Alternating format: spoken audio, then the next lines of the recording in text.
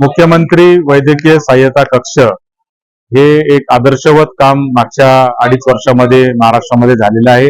मुख्यमंत्री एकनाथ शिंदे साहेब हे कायमच आरोग्य क्षेत्राच्या बाबतीमध्ये संवेदनशील असलेलं नेतृत्व म्हणून आपण त्यांच्याकडे पाहिलेलं आहे. आणि म्हणून सीएम रिलीफ फंडाच्या माध्यमातून आम्ही इतक्या शेकडो रुग्णांना मदत करतो.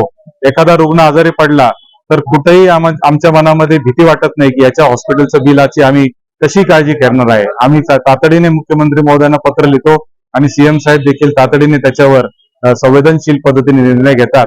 मला असं वाटतं की हे एक ऐतिहासिक काम माननीय मुख्यमंत्र्यांच्या नेतृत्वाखाली चाललेलं आहे. मागच्या 2.5 वर्षात 285 कोटी रुपये या 285 कोटी रुपयाची मदत या फंडाच्या माध्यमातून विविध रुग्णांना झालेली आहे.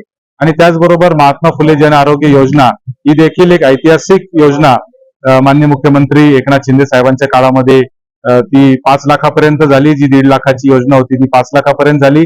आणि ती योजना आता या राज्यातील श्रीमंतातल्या श्रीमंत माणसापासून सामान्यातल्या सामान्य माणसापर्यंत 13 कोटी जनतेला लागू करण्यात आलेली आहे. ना त्याला उत्पन्नाची अट आहे, ना रेशन कार्डची अट आहे, आणि सगळ्या रुग्णांना त्याच्यामध्ये ही सेवा आता मिळते. मला असं वाटतं की आरोग्याच्या दृष्टीने हे दोन्ही निर्णय हे अत्यंत ऐतिहासिक असे निर्णय एकनाथ शिंदे साहेबांच्या. मुख्यमंत्री वैद्यकीय सहाय्यता कक्षाचे ओएसडी असलेले मंगेश चिवटे आणि त्यांचे सर्व सहकारी हे अर्ध्या रात्री देखील आमच्या मदतीला उभे असतात. कोरोनाच्या काळामध्ये तर अशी परिस्थिती होती की जेव्हा आपल्या घरच्या मृत व्यक्तीचा देखील अंत्यसंस्कार करायला कोणी पुढे येत नव्हतं, अशा वेळेस देखील मंगेश आणि त्याच्या टीमला आम्ही फोन केला तर तातडीने मदत व्हायची.